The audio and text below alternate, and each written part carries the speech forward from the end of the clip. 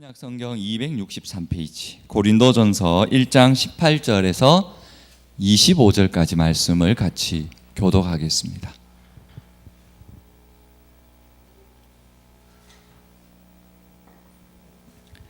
(1장 18절입니다) 십자가의 도가 멸망하는 자들에게는 미련한 것이요 구원을 받는 우리에게는 하나님의 능력이라.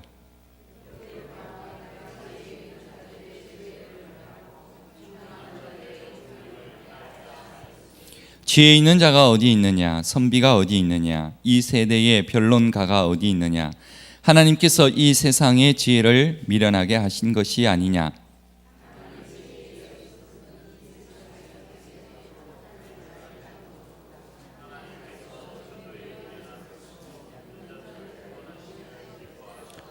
유대인은 표적을 구하고 헬라인은 지혜를 찾으나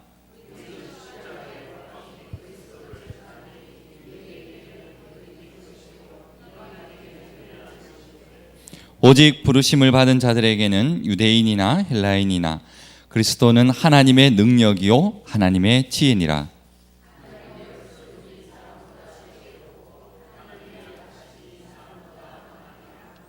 아멘. 잠깐 기도하겠습니다. 아버지 하나님, 이 시간 역사하여 주시고 또 말씀 가운데 성령 충만함을 주셔서 우리가 무엇이 하나님의 능력이며 또 무엇이 하나님의 지혜인가를 정말 깨닫는 귀한 시간 되게 하여 주시고 그 말씀 따라 또한 우리가 결단하고 또 하나님 앞에 더 가까이 나아갈 수 있는 우리의 또한 고백이 될 수 있도록 인도하여 주시옵소서. 오직 말씀 가운데 임하여 주실 줄 믿사오며 예수님의 이름으로 기도드립니다. 아멘.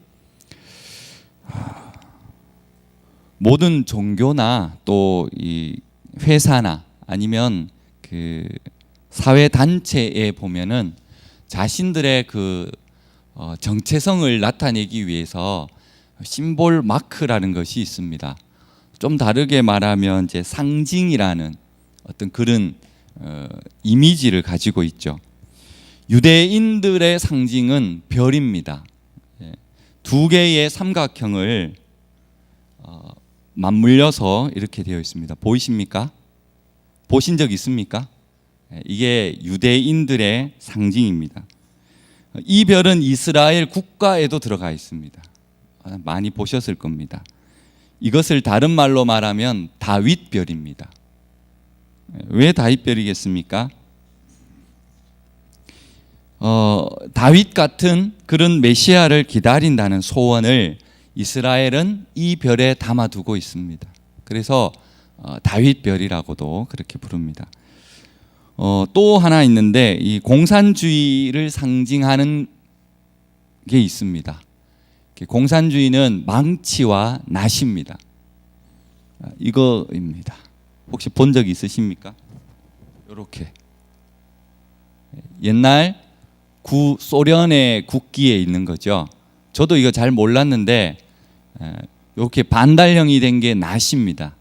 우리나라하고 비슷하게 생겼고 그다음에 가로지르는 것이 망치입니다.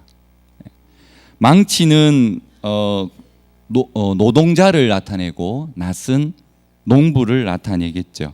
그래서 공산주의가 건설하려는 세상은 이러한 노동자와 농민의 중심인 세상인 거죠.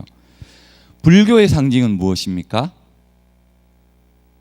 이렇게 꺾여져 있는 게 있는데 그것도 맞고 또 하나 있는 게 요즘 많이 걸려 있지 않습니까? 연꽃이 걸려 있죠. 진흙 속에 피는 연꽃처럼 죄 속에 빠진 중생을 구제한다는 뜻이 담겨져 있는 것 같습니다. 불교라서 제가 뽑지를 않았습니다. 이슬람교의 상징이 있습니다. 이슬람 무엇일까요? 반달입니다. 반달. 항상 그들은 돔 같은 위에다가 이렇게 반달 모양을 세워놨는데 초생달이죠. 초생달. 반달이 아니고 이렇게 생긴 초생달. 초생달은 지금 막 태어난 달입니다. 지금은 작지만 앞으로 창대할 것이라는 것을 믿음으로 그들은 그렇게 상징을 합니다. 그러면 기독교를 나타내는 상징은 무엇이겠습니까? 예, 십자가이지요. 처음부터 십자가가 기독교의 상징은 아니었습니다. 처음 얼마 동안은 물고기 모양이 기독교의 상징이었습니다. 초대교회에는 기독교의 종교에 대한 자유가 없었습니다. 그래서 비밀리에 그들은 기독교 가정임을 나타내는, 아니면 자기가 기독교인임을 나타내는 그러한 모양이 있었는데 바로 이 모양입니다. 옛날에 이 모양 차 뒤에 붙이기도 하고 어디 스티커를 만들어 가지고 많이 붙였죠. 요 물고기인데 이 물고기를 그리스어로 익투스라고 합니다. 익투스인데 요 안에 들어있는 글자가 6글자가 5글자가 있습니다. 요거는 예수 그리스도는 하나님의 아들 구세주라는 단어, 첫 단어를 뽑아서 만든 것입니다. 그래서 예수스 그리스토스 뭐 이렇게 해서 첫 단어를 뽑아서 붙였더니 익투스가 된 거죠. 그러다가 이제 제4세기 한 300년대쯤 됩니다. 그때 십자가가 이제 기독교의 자리를 잡게 되는 배경이 하나 있습니다. 당시 동로마 제국의 황제였던 콘스탄틴이 있었고 서로마 제국과 아주 대립 관계에 있었습니다. 결국은 서로 대권을 놓고 한판 전쟁을 벌여야 합니다. 그런데 이 전쟁은 누가 봐도 콘스탄틴이 불리한 전쟁입니다. 그런 전쟁이 있기 전에 이제 그의 모친 헬레나 엄마가 이제 꿈을 꿨는데, 기도 가운데 꿈을 꿨는데 하늘에 펄럭이는 꿈을 하나 꿨습니다. 그래서 그 펄럭이는 것을 깃발로 만들어 가지고 나가면 전쟁에 이길 것이다. 그래서 그대로 했죠. 그랬더니 말 그대로 콘스탄틴이 이겼습니다. 대승리였습니다. 알고 봤더니 그리스도인을 상징하는 십자가 그림이었습니다. 그때부터 십자가가 기독교의 상징이 되었죠. 그리고 콘스탄틴은 그 기독교를 공인하였습니다. 나라의 국교로 삼았다는 겁니다. 십자가는 모든 교회와 그리스도인의 상징이 된 것입니다. 그런데 참 재미있는 것은 원래 십자가는 사람을 죽이는 무시무시한 형틀입니다. 십자가 형틀은 예수님 당시 가장 무서운 사형 제도이지요. 그래서 기록에 의하면 로마 제국 내에서도 가장 흉악범 또는 정치범들이 그 사형을 구형받아서 사형 틀에 매이는 것입니다. 십자가는 결코 좋은 이미지가 아닌 사람을 죽이는 살인 도구였던 것입니다. 이러한 사형 틀이 어째서 기독교를 상징하는 도구가 되었겠습니까? 그것은 단순한 사형 틀이 아닙니다. 죽음의 형틀로 끝난 것이 아니라 하나님은 이 시대에 죽어가는 죄인들을 살리는 바로 생명의 도구로 그 십자가를 사용하신 것입니다. 그래서 세상의 사람들의 눈에는 단순히 십자가는 미련하게 보일 뿐이지만 믿음의 눈으로 보면 거기는 하나님의 놀라운 비밀이 담겨져 있는 것입니다. 바로 생명을 구원하는 하나님의 능력과 지혜가 되는 것입니다. 오늘 먼저 첫머리에 십자가의 도가 나옵니다. 18절이죠. 시내의 길을 가다가 도를 아십니까? 라고 이렇게 다가오는 사람들이 있죠. 근데 그들이 말하는 도하고 제가 말씀드리는 십자가의 도하고는 다른 의미입니다. 물론 한자로 하면 길도자를 씁니다. 그러나 원어 성경에는 이 도자를 호로고스, 즉 그 말씀이라는 겁니다. 쉽게 말씀드리면 십자가에 대한 진실된 바로 그 말씀입니다. 본문에서는 이 말씀이 구원을 얻는 자에게는 바로 하나님의 능력이 됨을 말하고 있습니다. 그래서 먼저 첫 번째로 이 십자가의 도는 하나님의 능력이 되시는 겁니다. 본문 18절에 십자가의 도가 멸망하는 자들에게는 미련한 것이요 구원을 받는 우리에게는 하나님의 능력이라. 그렇습니다. 십자가의 도가 무엇입니까? 영원히 죽어야 하는 인간을 살리기 위해서 대신 죽게 하신 하나님의 사랑이 바로 십자가의 도입니다. 하나님의 말씀에 불순종하면 정녕 죽으리라 하신 대로 인간은 이미 심판을 받았습니다. 하나님의 심판을 받은 사람은 다 죽은 사람이죠. 모든 사람은 이미 사형 선고를 받은 거나 다름이 없습니다. 로마서 3장 10절 기록된 바 의인은 없나니 하나도 없으며 3장 23절 모든 사람이 죄를 범하였음에 하나님의 영광에 이르지 못하더니 6장 23절 죄의 삭은 사망이요 하나님의 은사는 그리스도 예수 우리 주 안에 있는 영생이니라. 이것이 하나님의 공의에 따라서 합당한 것입니다. 어느 누구도 이것을 잘못되었다 아니면 원망하거나 이유를 달 수 있는 부분이 하나도 없다는 것입니다.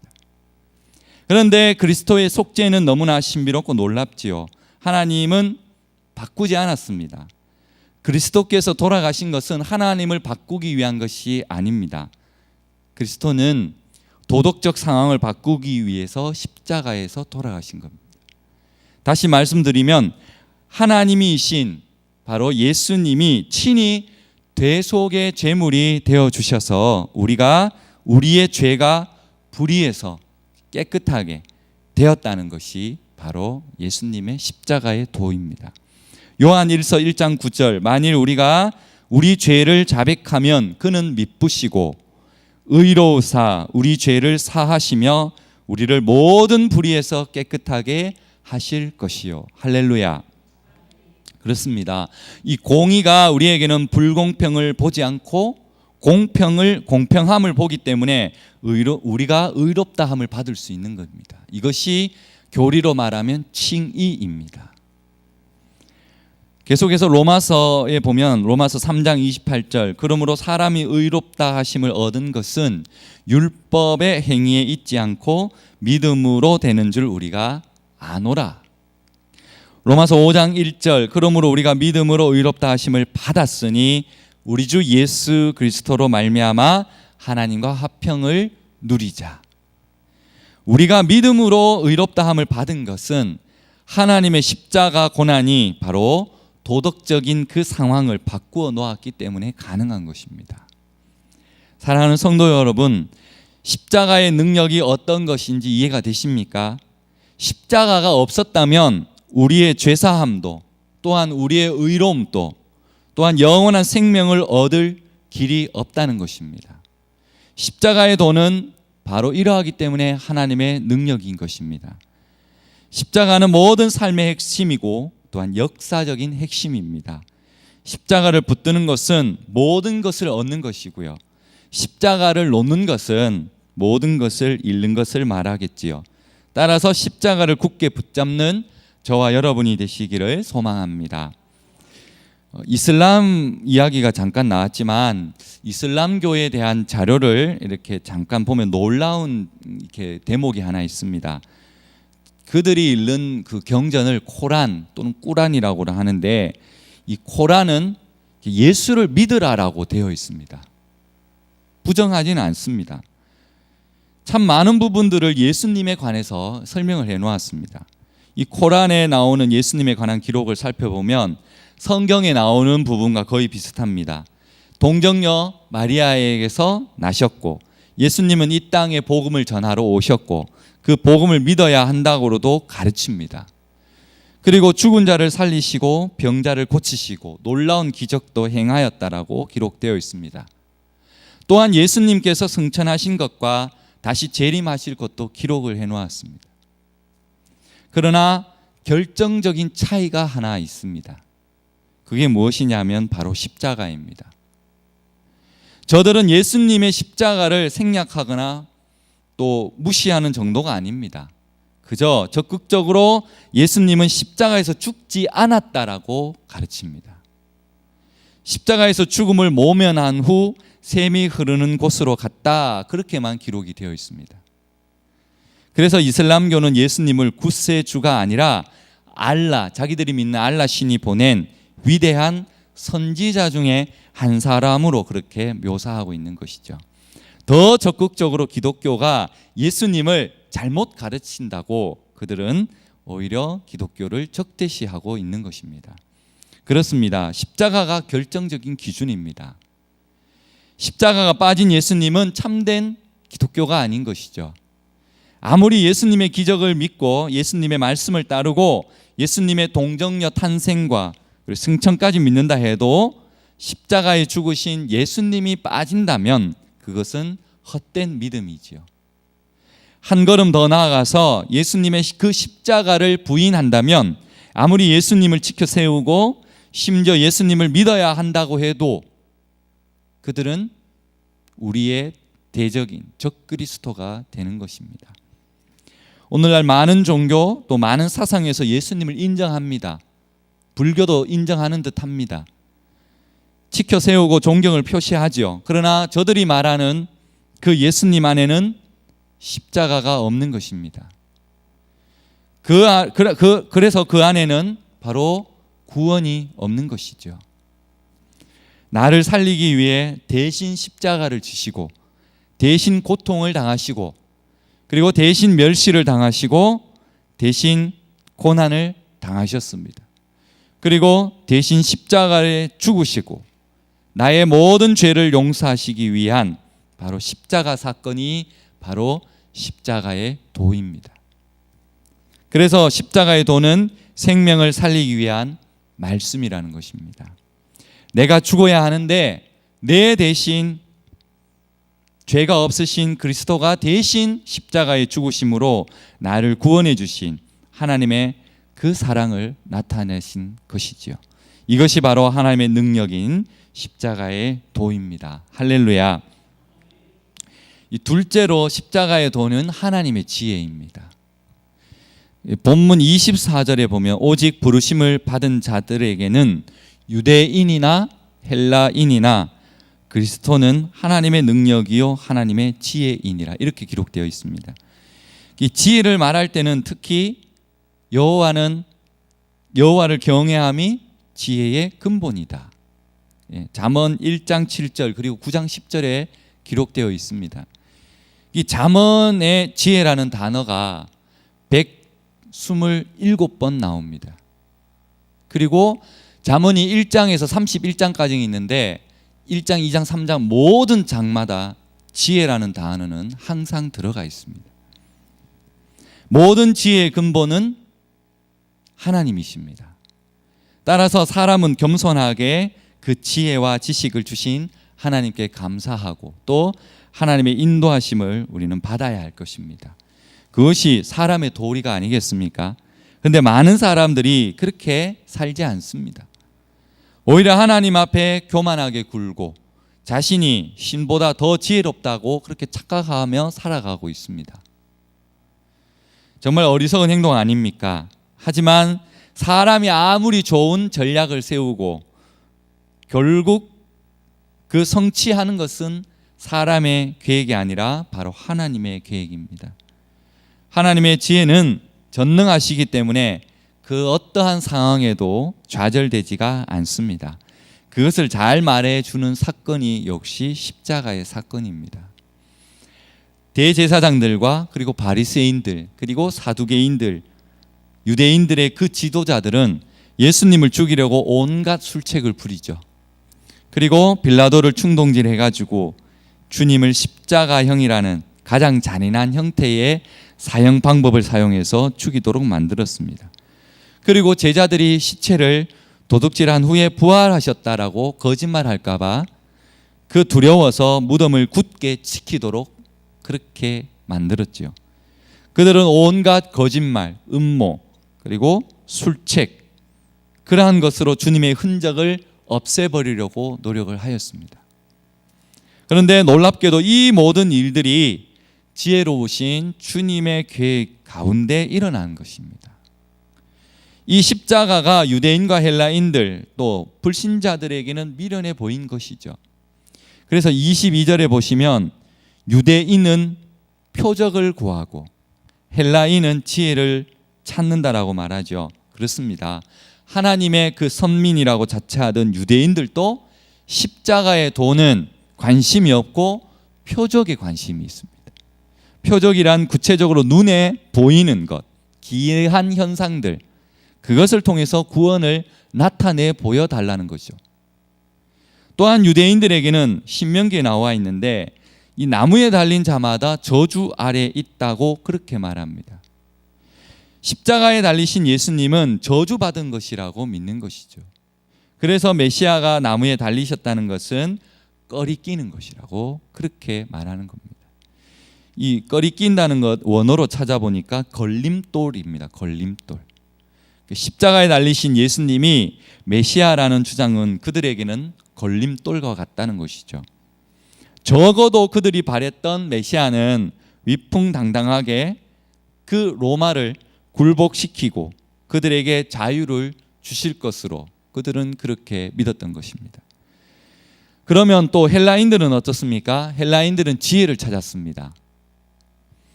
그러므로 이성적으로 이해할 수 없는 것은 받아들이지 않죠. 이해가 되어야 그것을 받아들이니까요. 그런데 십자가의 도는 그들이 이성적으로 받아들일 수 없는 것이었습니다. 메시아가 그렇게 여리고 약해서 어떻게 될 수 있느냐는 것이죠. 그러므로 그들에게 있어서 이 십자가의 도는 바로 미련한 것으로 여겼던 것입니다. 그렇다면 십자가의 도를 미련한 것이라고 말하는 자들은 지혜로운 자들일까요? 그렇지 않습니다. 20절을 보시면 지혜 있는 자가 어디 있느냐? 선비가 어디 있느냐? 이 세대의 변론가가 어디에 있느냐? 하나님께서 이 세상의 지혜를 미련하게 하신 것이 아니냐? 인간이 가진 지혜란 어떤 면에서는 좀 독특하고 또 탁월할지 모르지만 그러나 그것은 사람마다 다를 수 있고 시대마다 다를 수도 있습니다. 즉 일시적인 수밖에 없다는 것입니다. 그러므로 21절에 또 이렇게 말하죠. 하나님의 지혜에 있어서는 이 세상이 자기 지혜로 하나님을 알지 못하므로 하나님께서 전도에 미련한 것으로 믿는 자들에게 구원하시기를 기뻐하셨도다. 맞습니다. 비록 십자가의 도가 유대인들에게는 꺼리끼는 것이고 헬라인 즉 이방인들에게는 미련한 것이지만 이 부르심을 입은 자들 즉 하나님의 소명을 받은 자들에게는 이 십자가의 도는 하나님의 능력이 되기 때문에 바로 십자가의 도를 하나님의 능력으로 인정하지 못하고 꺼리끼는 유대인이나 아니면 미련하게 생각하는 헬라인에게 이 십자가의 도를 전파해야 된다라고 말하고 있습니다. 믿음은 들음에서 나기 때문이죠. 아직은 안 믿을지라도 계속 그 십자가의 도를 전파하고 그들로 하여금 믿고 구원 얻게 하기 위함이었다는 것입니다.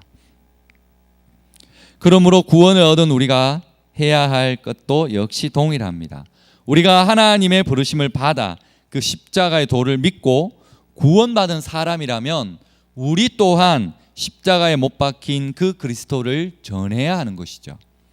그런데 우리가 혹시 십자가의 복음을 자랑하기보다 자신을 더 나타내거나 아니면 자기가 가진 지식을 더 나타내거나 때로는 자기 자식에 의한 것을 자랑하지는 않습니까? 초대교회의 복음의 핵심 그리고 사도들이 전했던 복음의 핵심도 역시 십자가였습니다. 십자가가 바로 복음이요 복음의 핵심이었죠. 여기에 구원의 능력이 있기 때문입니다. 십자가를 통해서 하나님은 사람을 구원하셨기 때문입니다. 그래서 우리는 이제 이 십자가를 증거해야 하는 것이죠. 생명을 살리는 것보다 더 소중한 것이 없지 않습니까? 생명을 살리는 것보다 더 위급한 것 또한 없다는 것입니다. 김종화 집사님이 계시지만 자동차 사고가 나면 가장 먼저 달려오는 차가 무엇이겠습니까? 경찰차도 아니고 앰뷸런스도 아니고 119도 아닌 레카차가 가장 먼저 달려옵니다. 왜 그렇습니까? 직업적인 특성상 그것이 일거리가 되기 때문이죠. 경찰차나 응급차는 불러야 옵니다. 사고나 나지 않으면 더 좋아할 차가 경찰차나 앰뷸런스죠. 안 나는 게 더 좋은 거죠. 그러나 사고가 나야 차량을 견인해서 일이 되기 때문에 가장 먼저 달려올 수밖에 없는 것입니다. 물론 김종아 집사님의 도움이 필요한 차량이 많습니다. 펑크가 나거나 문이 잠기거나 시동이 걸리지 않는 그러할 때 집사님이 즉시 달려가십니다. 이런 레카차가 소방차나 구급차가 가면 길을 비켜줍니다. 내가 아무리 급하고 바쁜 일이 있어도 그 차를 먼저 보내줘야 하지요. 왜 그렇습니까? 생명을 살리는 일이 먼저이기 때문입니다. 십자가를 시급히 전해야 하는 이유도 바로 그 십자가의 구원과 영원한 생명을 살리는 일이기 때문인 것입니다. 그래서 우리는 하나님의 십자가의 그 복음을 우리는 전해야 합니다. 이처럼 우리 교회도 십자가만 증가하는 그러한 교회가 되기를 소망합니다. 마지막으로 그럼 교회가 무엇을 전해야 하고 또한 무엇을 가장 귀하게 여겨야 하겠습니까? 그것은 하나님의 지혜며 하나님의 구원 방법인 바로 그리스도의 십자가를 전해야 한다는 것입니다. 근데 사람들은 자주 전도의 불필요성에 대해서 언급합니다.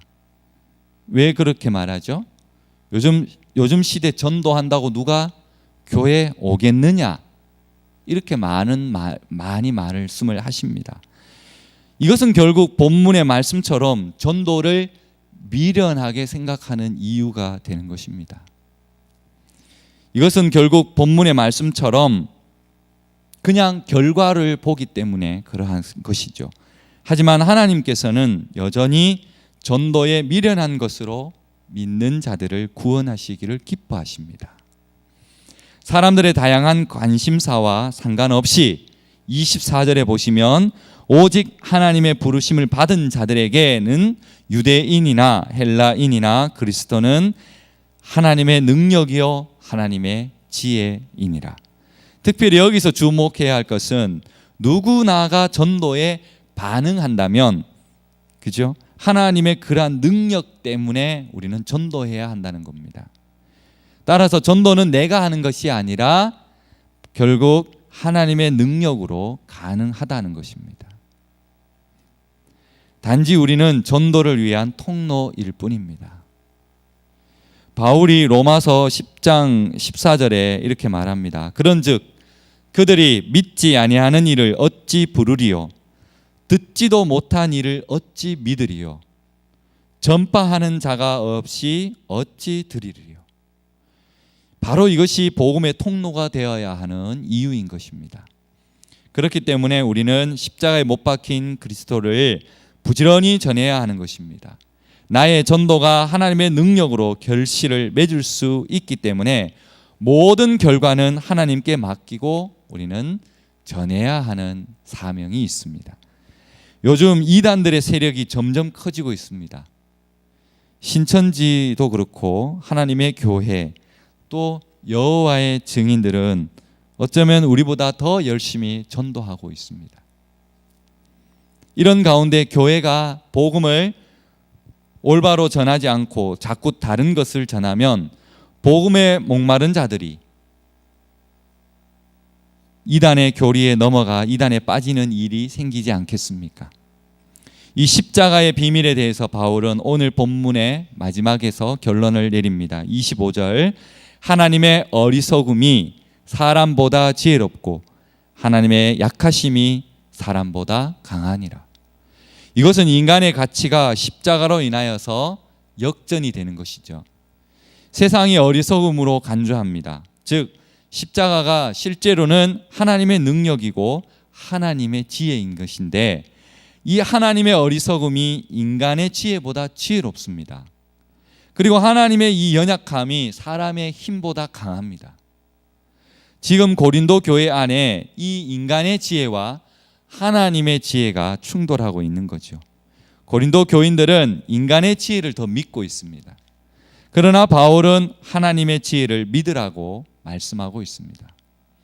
하나님의 지혜는 인간의 지혜와는 차원이 다르고 상대가 되지 않을 놀라운 지혜입니다.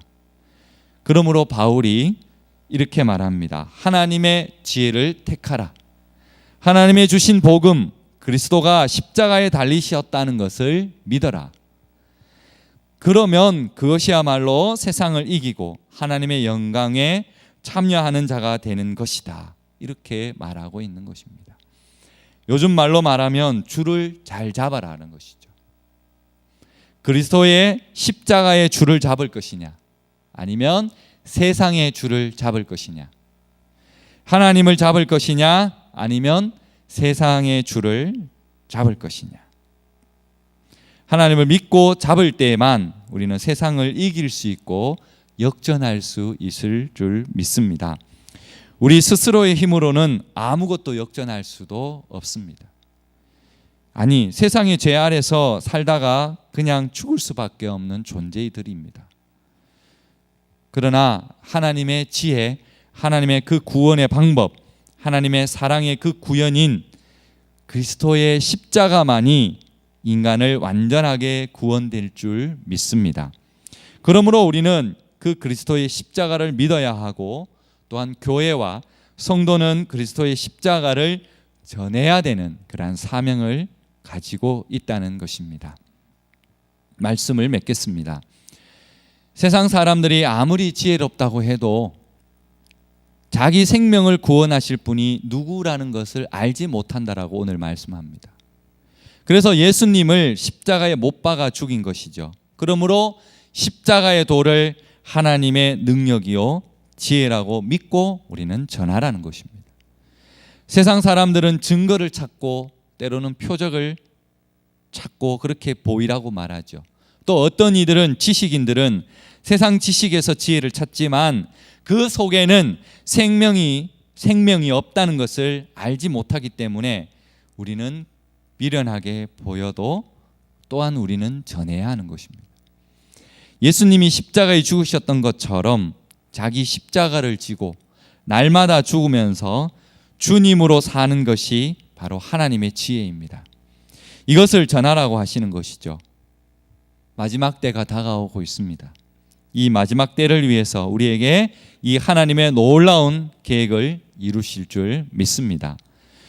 성도 여러분, 사람들에게는 미련하게 보이는 이 십자가의 도가 하나님의 능력과 또한 하나님의 지혜이므로 예수 그리스도를 자랑하시고 전하시는 저와 여러분이 되기를 소망합니다.